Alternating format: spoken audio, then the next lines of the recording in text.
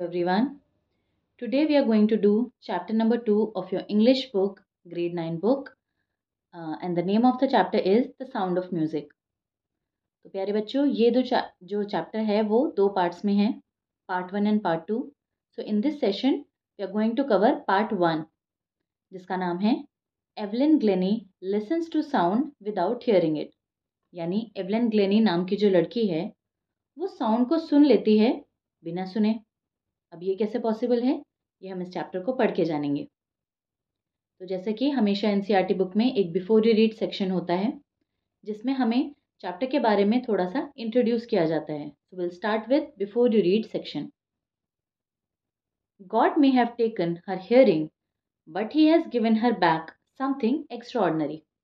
यानी गॉड ने शायद उसकी जो हियरिंग है, जो सुनने की क्षमता है, उसको ले लिया है, लेकिन उसको साथ में कुछ बड़ा एक्स्ट्राऑर्डिनरी भी दे दिया है. यानी कि बहुत अद्भुत, बहुत ही अलग, जो असाधारण सा उसको कुछ दे भी दिया है.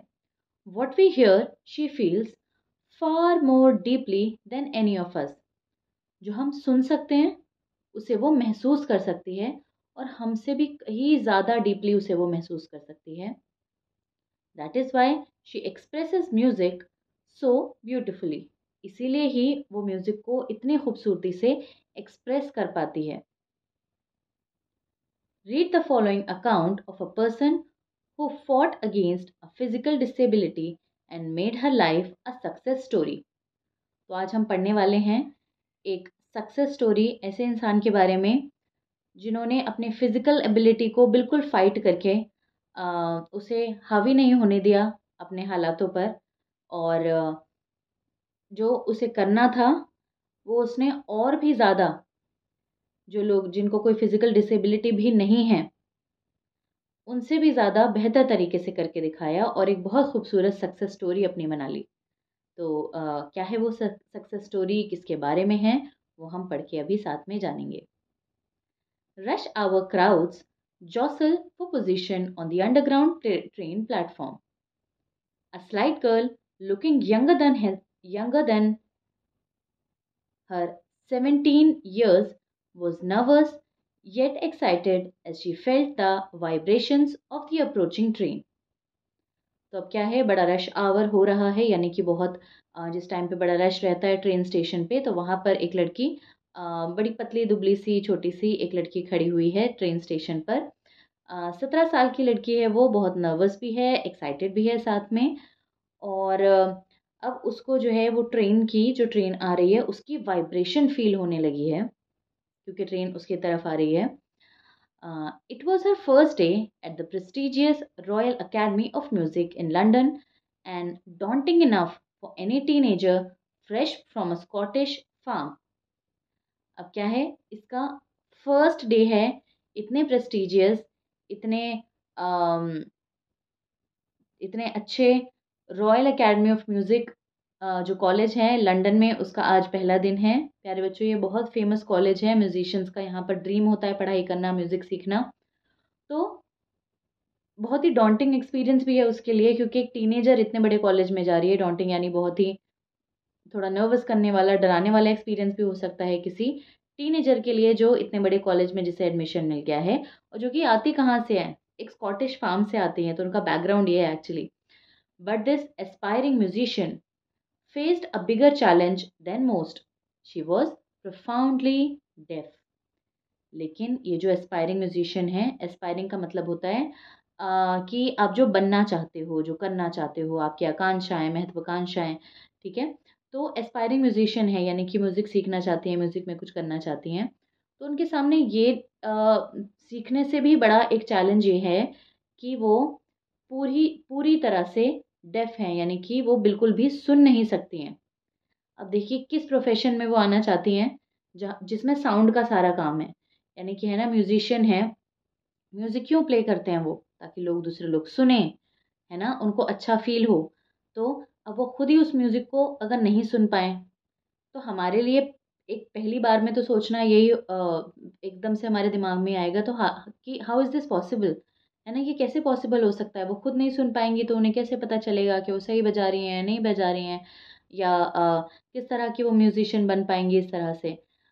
लेकिन she fought against all these odds, उन्होंने इन सब चीज़ों का बहुत बहादुरी से सामना करते हुए भी उन्होंने अपनी मंजिल को हासिल किया जो कि वो बनना चाहती थी। ठीक है, तो अब हम आगे पढ़ेंगे। Evelyn Glennie's loss of hearing had been gradual. ठीक है, तो जो ये एवलिन ग्लेनी है, इनका जो लॉस ऑफ हियरिंग है वो धीरे धीरे धीरे धीरे हुआ है। ऐसा नहीं है कि वो पहले से ही डेफ थी बाय बर्थ, ऐसा नहीं है। धीरे धीरे उनकी जो सुनने की क्षमता थी वो जाती रही। Her mother remembers noticing something was wrong when the 8 year old Evelyn was waiting to play the piano. ठीक है, तो अब क्या है, उसकी मम्मी ने भी कुछ बड़ा एक दिन स्ट्रेंज सा नोटिस किया कि जब वो वेट कर रही थी पियानो बजाने के लिए, जब वो बच्ची 8 साल की थी, they called her name and she didn't move. अब किसी का नाम पुकारा जाए अगर कि नेहा आप इधर आ जाइए, है ना, किसी का भी नाम पुकारा जाए तो आप नाम सुनकर उनकी तरफ चले जाएंगे। तो उस बच्ची का नाम लिया जा रहा है लेकिन वो नहीं जा रही है, वो मूव नहीं हुई ज़रा भी। I suddenly realised she hadn't heard, says Isabel Glennie. Isabel Glennie कौन है? उनकी मम्मी है। तो उन्होंने रियलाइज़ किया कि ये तो बच्ची बिल्कुल भी मूव नहीं हुई है। For quite a while Evelyn manage to conceal her growing deafness from friends and teachers. तो बहुत टाइम तक तो वो अपनी डेफनेस को अपने टीचर्स से, अपने फ्रेंड्स से छुपाती रही। जो उसकी सुनने की क्षमता कम थी पहले, तो वो शुरू शुरू में उस चीज़ को छुपाती रही। But by the time she was 11, her marks had deteriorated, and her headmistress urged her parents to take her to a specialist. It was then discovered that her hearing was severely impaired as a result of gradual nerve damage. ठीक है, तो अब क्या हुआ? लेकिन जैसी वो 11 साल की होती हैं तो वो उनके मार्क्स भी स्कूल में कम आने लगते हैं, तो यानी कि उनकी सुनने की क्षमता जो है वो धीरे धीरे बहुत कम होती जा रही है। तो उनकी जो हेड मिस्ट्रेस होती हैं स्कूल की, उनके पेरेंट्स को बुलाती हैं और बोलती हैं कि कुछ ना कुछ तो गड़बड़ है, आप ऐसा करो, इनको एक डॉक्टर को दिखाओ। तो जब वो दिखाते हैं तो पता चलता है कि जो उनकी नर्व है अ, वो बहुत ज़्यादा ही डैमेज हो चुकी है। इतने सालों तक धीरे धीरे धीरे धीरे होते होते अब बहुत ज़्यादा डैमेज हो चुकी है। They were advised that she should be fitted with hearing aids and sent to the school for the deaf. उनको क्या एडवाइस दी गई कि इनको इनके कान में हेयरिंग एड्स को फिट करा दो। या हेयरिंग एड्स होती हैं प्यारे बच्चों, जो आपको सुनने में मदद करती हैं। ऐसी मशीन हमारे कान में जब लगाई जाती है तो हमारे सुनने में मदद करती है। तो ये कहा गया कि इनके कान में कोई हेयरिंग एड्स जो है वो आप फिट करवा दो, पेरेंट्स से कहा गया। और फिर इनको ऐसे स्कूल में भेजो जो कि स्पेशली डेफ बच्चों के लिए स्कूल होता है, जिनको सुनने में दिक्कत होती है, ऐसे बच्चों के लिए जो स्कूल होता है उसमें इनको भेजो। Everything suddenly looked black, says Evelyn. अब एक छोटा बच्चा है, 11 साल का सिर्फ बच्चा है, वो ये बात अपने सामने से सुन रहा है ना। उसको अपने सामने ये बात अगर पता चल रही है तो अम, वो कह रही है ऐसा लगा कि सब कुछ जैसे सब कुछ ब्लैक हो गया ज़िंदगी में उसकी। ये बात जब पता चली तो। But Evelyn was not going to give up. She was determined to lead a normal life and pursue her interest in music. अब एवलिन क्या है, उसने सोचा कि मैं बिल्कुल भी गिव अप नहीं करूँगी, हार नहीं मानूंगी। और उन्होंने सोचा कि मैं ज़रूर एक नॉर्मल सी लाइफ जीऊँगी और मैं एक म्यूजिशियन भी ज़रूर बनूंगी जो मुझे बनना है। One day she noticed a girl playing a xylophone and decided that she wanted to play it too. एक दिन एक बच्ची जो है उन्होंने देखा कि xylophone बजा रही है, तो उन्होंने सोचा कि मैं भी xylophone बजाना चाहती हूँ। तो बच्चों, xylophone की एक फ़ोटो हमारे बुक के राइट हैंड साइड में बनी हुई है, आप देख सकते हैं। आपने ये इंस्ट्रूमेंट कहीं ना कहीं पर ज़रूर देखा होगा, है ना। तो हाथ में ऐसे पकड़ के इंस्ट्रूमेंट के दो पार्ट्स होते हैं जिससे हम इस xylophone को ऐसे मार के बजाते हैं डिफरेंट तरीक़ों से। ठीक है, तो तो वो भी कहती हैं कि मैं ज़ाइलोफ़ोन बजाऊँगी। Most of the teachers discouraged her, but percussionist Ron Fox spotted her potential. बहुत सारे टीचर्स ने डिस्करेज किया कि नहीं तुम ये मत बजाओ, लेकिन जो परकशनिस्ट थे उसके टीचर, उन्होंने ही ऐसा कहा सिर्फ कि उन्होंने उनकी पोटेंशियल को देखा और कहा कि नहीं तुम्हें ज़रूर बजाना चाहिए। तो बच्चों, परकशनिस्ट वो होते हैं, वो म्यूजिशियंस होते हैं जो कोई भी बीट वाले इंस्ट्रूमेंट्स को बजाते हैं, जैसे कि तबला, ढोलक, ड्रम, है ना, जिसमें उसको बीट करने से आवाज़ पैदा होती है, तो वो होते हैं परकशनिस्ट। तो जो वो थे, उन्होंने उसको एनकरेज किया बजाने के लिए। He began by tuning two large drums to different notes. Don't listen through your ears, he would say. Try to sense it some other way, says Evelyn. Says Evelyn, suddenly I realized I could feel the higher drum from the waist up and the lower one from the waist down. अब देखो, तो वो जो थे percussionist, उन्होंने उसको क्या suggest किया, उन्होंने दो डिफरेंट फ्रीक्वेंसी पे जो थे ड्रम्स को ट्यून किया। अब उन्होंने जब बजाया उसको, उन्होंने कहा कि देखो, तुम्हें सुनने की ज़रूरत नहीं है, तुम अपनी बॉडी में इसको महसूस करो जब ड्रम बज रहा है तो जब एवलिन उसको सुनती है तो वो ऐसा महसूस करती है कि अ,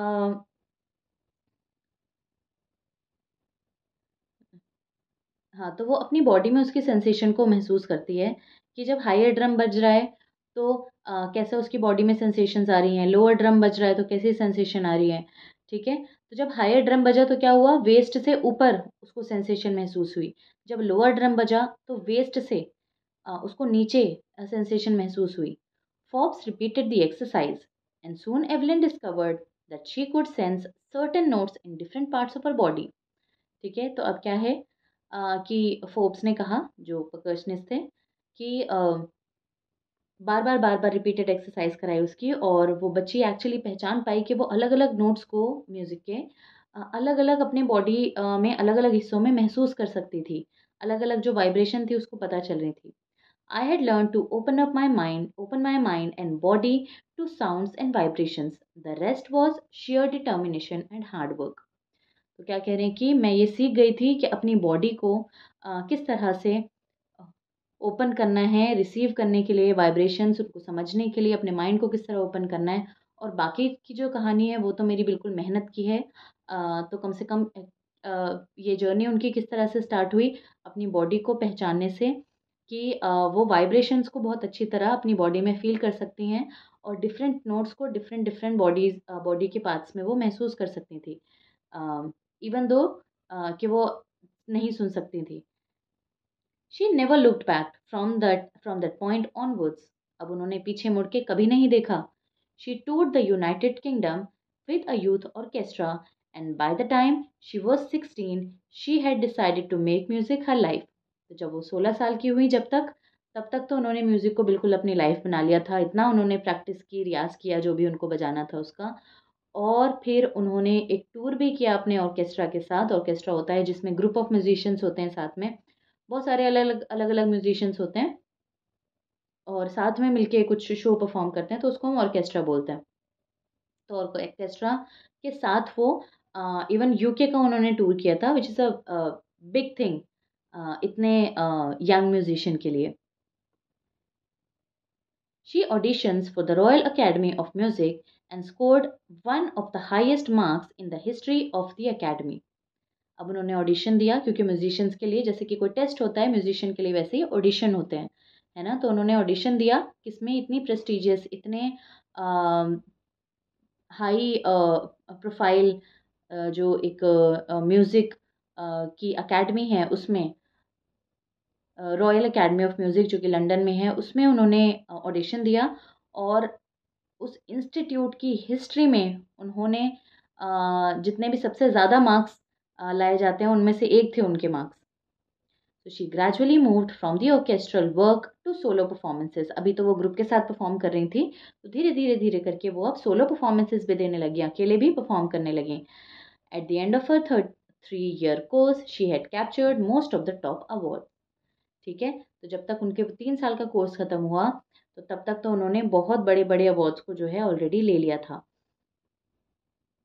and for all this Evelyn won't accept any hint of heroic achievement, है ना। इतना सब करने के बावजूद उन्हें ऐसा नहीं लगता था कि मैंने कोई हीरोइक काम किया है या मुझे बड़ा हीरो जैसा ट्रीटमेंट दिया जाना चाहिए। If you work hard and know where you are going, you'll get there. कहती हैं, अगर तुम मेहनत करोगे और तुम्हें अगर पता है कि तुम्हें किधर जाना है, तो तुम एक दिन ज़रूर वहाँ पहुँच जाओगे। And she got right to the top, the world's most sought after multi percussionist with a mastery of some 1,000 instruments and hectic international schedule. तो और वो सच में बहुत ज़्यादा टॉप पर पहुंची अपनी जो थी म्यूजिशियंस की कैटेगरी में, वो बहुत टॉप पर पहुंची। उनका जो था इंटरनेशनल टूर्स से ही उनका कैलेंडर इतना बिजी रहता था, उनकी लाइफ इतनी बिजी हो गई थी, वो बहुत सारे शोज़ कर रही थी, तो इंटरनेशनल उनका जो था हमेशा शेड्यूल चलता रहता था। और उनको कुछ थाउजेंड जो थे उनको इंस्ट्रूमेंट्स बजाने आते थे। तो उन्होंने कितनी मेहनत की, कितने सारे इंस्ट्रूमेंट सीखे। एक ही इंस्ट्रूमेंट बजाना और उसमें मास्टरी हासिल करना कितना मुश्किल होता है, लेकिन because she was so determined, उन्होंने इतने सारे जो हैं इंस्ट्रूमेंट्स बजाने सीखे और उन इंस्ट्रूमेंट्स को वो इंटरनेशनल स्टेज पर भी लेकर गईं। It is intriguing to watch Evelyn function so effortlessly without hearing. है ना? बड़ा फ़ैसिनेटिंग लगता है देख के, बड़ा एक अलग सा एक्सपीरियंस है उनको देखना कि बिना कुछ सुने भी इतनी एफर्टलेसली वो सारे काम बहुत आसानी से कर लेती हैं। In a 2 hour discussion she never missed a word. 2 घंटे का हमारा डिस्कशन हुआ उनके साथ और ऐसा एक भी वर्ड नहीं था जो वो उन्होंने मिस कर दिया हो या उन्हें समझ में ना आया हो। Men with bushy beards give me trouble, she laughed। है ना? तो जिन आदमियों की बहुत ज़्यादा जो दाढ़ी होती है ना, वो मुझे थोड़ा ट्रबल देते हैं, उनसे परेशानी होती है। उन्होंने ऐसे हँस के बोला। It is not just watching the lips, it is the whole face, specially the eyes. कह रहे हैं कि खाली मुझे लिप्स रीडिंग नहीं करनी होती कुछ, क्योंकि वो सुन नहीं सकती हैं। तो वो लिप रीड करके और एक्सप्रेशंस को देखते हुए वो समझती हैं कि क्या कहा जा रहा है उनसे। कह रही हैं it's not just lip lip reading नहीं है, सिर्फ पूरे एक्सप्रेशन देखने पड़ते हैं, आंखें देखनी पड़ती हैं, तब समझ में आता है ना कि क्या कह रहे हैं। She speaks flawlessly with a Scottish lilt. है ना? तो एकदम फ्लॉलेसली बात करती हैं वो, जब बोलती हैं तो बिल्कुल बहुत अच्छे से बोलती हैं, बिना किसी मिस्टेक के बोलती हैं। है ना? और उनका जो है स्कॉटिश लिल्ट है, यानी एक स्कॉटिश एक्सेंट टाइप का, एक स्कॉटिश बोलने के तरीका है उनका, क्योंकि वो स्कॉटिश फार्म से आती थी। My speech is clear because I could hear till I was 11। कह रहे मेरी स्पीच इसलिए क्लियर है क्योंकि मैं जब 11 साल की थी तब तक मैं सुन सकती थी, उसके बाद ही उनकी जो है हियरिंग का वो लॉस हुआ। एंड अगेन 5-6 साल तक के बच्चे पूरी एक नई जो भी अपनी मदर टंग होती है और या फिर उनके एनवायरनमेंट में जो भी लैंग्वेज होती है वो बच्चे एक्वायर कर लेते हैं। है ना? पूरी तरीके से उनकी वोकैबुलरी भी बहुत ज़्यादा इम्प्रूव हो जाती है उस एज तक, जब तक वो प्राइमरी स्कूल पहुँचते हैं। राइट? फिर अगेन वो आगे सीखते रहते हैं लैंग्वेज को और डेवलप करते रहते हैं, लेकिन वो जो क्लियर कम्युनिकेशन है एटलीस्ट वो तब तक सीख जाते हैं। तो वो उनकी जो हियरिंग की कैपेसिटी है वो जब पूरी तरह से चली गई, वो 11 साल की थी, तो तब तक यानी कि वो बहुत अच्छे से बात ऑलरेडी करना सीख चुकी थी। इसलिए वो कह रही हैं कि मैं अच्छे से बात कर सकती हूँ क्योंकि मैं 11 साल की थी तब। और सुनने का तो हमें पता है कि वो सुन नहीं सकती हैं, लेकिन उनके अंदर कमाल का टैलेंट है एक्सप्रेशंस को पढ़ के पता लगा लेने का, और एक भी वर्ड वो मिस नहीं करती हैं कि सामने वाला क्या कह रहा है। But that doesn't explain how she manage to learn French and master basic Japanese. लेकिन फिर भी उन्होंने उसके बाद बहुत अच्छे से फ्रेंच सीखी और उसके बाद उन्होंने बहुत अच्छे से जापानीज़ भी सीखी। तो ये तो कितना एक ज़्यादा मुश्किल काम है कि आप सुन नहीं सकते, और लैंग्वेज एक्विजिशन में हम सब जानते हैं किसी लैंग्वेज को सीखने के लिए हियरिंग एक बहुत इम्पॉर्टेंट पार्ट है। बल्कि सबसे जो इनिशियल स्टेप है वो सुनने से ही स्टार्ट होता है। तो जितना हम लैंग्वेज को कोई भी सुनते हैं उतना हमारी बोलने की जो क्षमता है वो अच्छी होती है।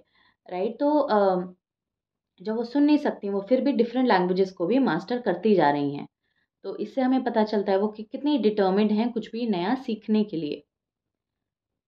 As for music she explain, it pours in through every part of my body. It tingles in the skin, my cheekbones and even in my hair। तो क्या कह रहे हैं कि अगर मैं म्यूज़िक की बात करूँ तो म्यूज़िक मेरे बॉडी के अलग अलग पार्ट्स में अलग अलग नोट्स मतलब इस तरह से जाते हैं, जैसे कि कभी मेरी स्किन को टिंगल कर रहे हैं, मेरी चीक बोन्स पे मुझे महसूस हो रहे हैं, कभी मेरे बालों में भी मुझे म्यूज़िक महसूस होता है, क्योंकि उसकी जो वाइब्रेशन निकलती है वो उन्हें अपनी बॉडी पे महसूस होती है, क्योंकि वो सुन नहीं सकती हैं पर वो सेंस बहुत अच्छे से कर सकती हैं। When she plays the stick into her fingertips, plays when she plays the xylophone, she can sense the sound passing up the stick into her fingertips. By leaning against the drum, by leaning against the drums, She can feel the resonance flowing into her body. On a wooden platform, she removes her shoes so that the vibration pass through her bare feet and up to her legs. तो अब वो क्या कह रहे हैं कि जब वो ज़ाइलोफ़ोन बजाती हैं तो वो जब जो जो उसकी वो स्टिक से बजाती हैं तो उसकी फिंगर टिप्स पे वो उसकी वाइब्रेशन को फ़ील कर पाती हैं। और जब भी वो और भी इंस्ट्रूमेंट्स बजाती हैं तो वो क्या करती हैं, वुडन प्लेटफ़ॉर्म पे खड़ी होती हैं और अपने शूज़ को उतार देती हैं। तो वो बिल्कुल बेयर फीट वो चीज़ बजाती हैं ताकि जो वाइब्रेशन है उनके जो पैरों में से पास होके उनके लेग्स तक जा सके, उन्हें सेंस हो सके, नोट्स उन्हें पता चल सकें। Not surprisingly, Evelyn delights her audiences. इसमें कोई दो राय नहीं है कि एवलिन जो हैं जहाँ पे भी जाती हैं, अपना जहाँ पे भी वो कॉन्सर्ट करती हैं, तो अपनी ऑडियंस को बहुत ज़्यादा खुश कर देती हैं। इन 1991 she was presented with the royal Philharmonic societies prestigious soloist of the year award. ठीक है, तो रॉयल अकेडमी ने रॉयल फिलहार्मोनिक सोसाइटी जो थी, तो उसमें उनको सोलोइस्ट ऑफ द ईयर का अवार्ड मिला, यानी अकेले इंस्ट्रूमेंट प्ले करने वाले जो थे, ऐसा उनको एक अवार्ड मिला। Says master percussionist James Plates, God may have taken her hearing, but he has given her back something extraordinary. What we hear, she feels far more deeply than any of us. That is why she expresses music so beautifully.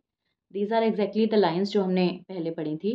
तो ये कही किसने हैं, ये line कही हैं एक percussionist हैं बहुत फेमस, जेम्स प्लेट्स करके। उन्होंने ये कहा कि जो हम सुन सकते हैं ना, वो एक्चुअली महसूस कर सकते हैं, और सुनने से ज़्यादा महसूस करने की क्षमता जो है वो एक स्ट्रॉन्गर, हम कहेंगे कि एक सेंस है, स्ट्रॉन्गर एक इमोशन भी जुड़ा है उसके साथ जब आप कुछ महसूस करते हैं, राइट। तो वो हमसे ज़्यादा जो है वो डीपली महसूस करते हैं उन चीज़ों को। कह रहे हैं चाहे भगवान ने उनसे खुदा ने उनसे जो है वो सुनने की क्षमता ले ली है, लेकिन उन्हें एक बहुत ही अच्छी क्षमता दे दी है जिससे वो हमसे भी ज़्यादा डीपली म्यूज़िक को सुन सकती हैं, समझ सकती हैं।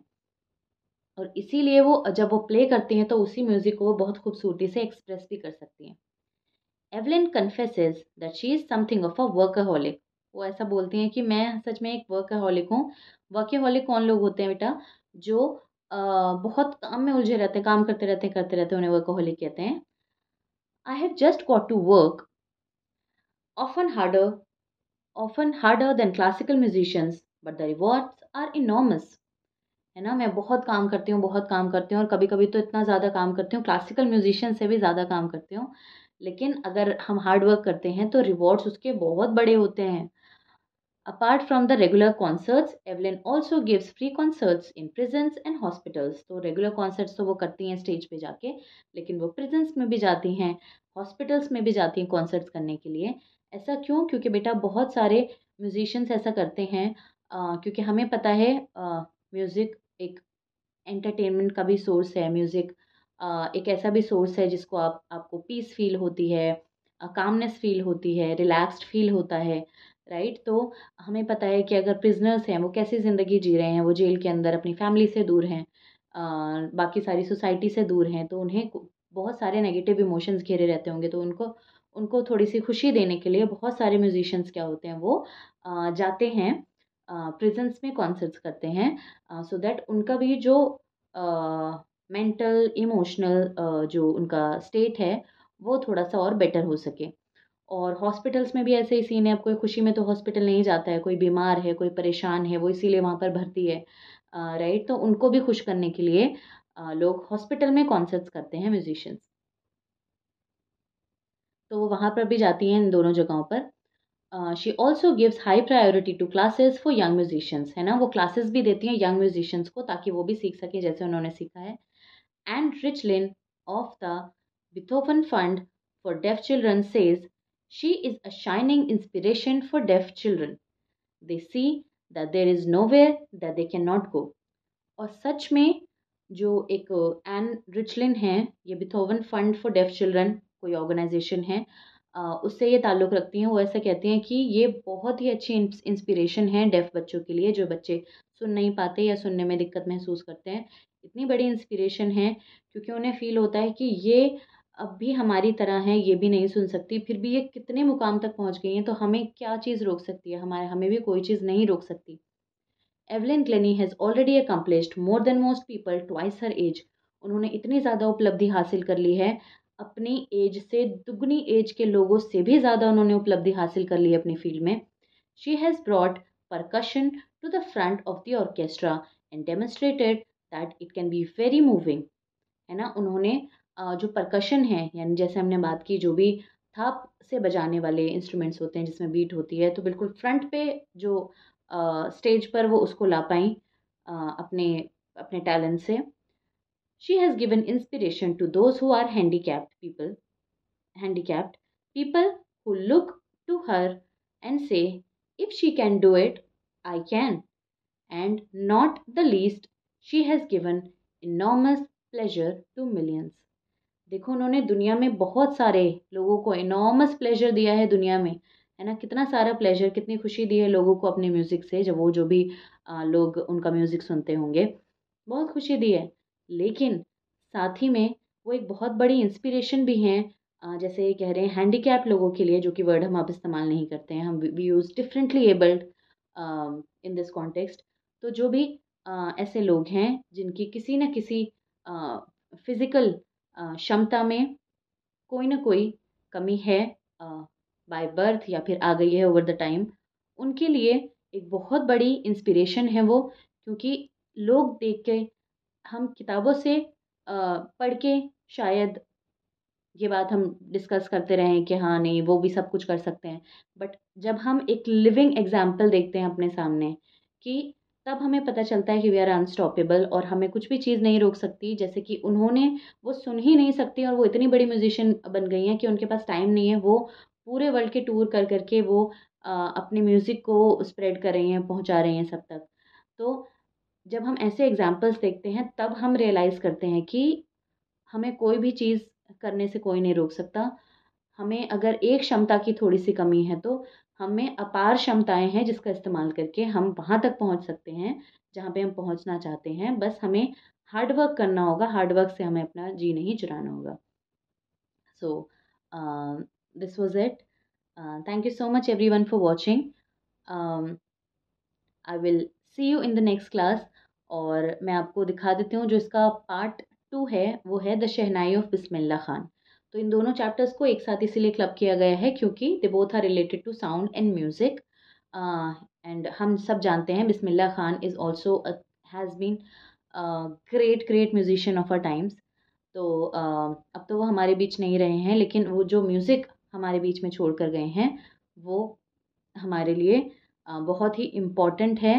और बहुत ही ज़्यादा उनकी स्टोरी जो है, पर्सनल स्टोरी या प्रोफेशनल स्टोरी, बहुत ही हमारे लिए इंस्पायरिंग है। So stay tuned for the next part of it. We are going to do the shehnai of Bismillah Khan together in the next part. So dear kids, if you like the video, please hit like and you can subscribe this channel so that next time जब कोई भी video आए, आप खुद ही उसको access कर सकें, and you will get the notification for it. So thank you so much for watching again.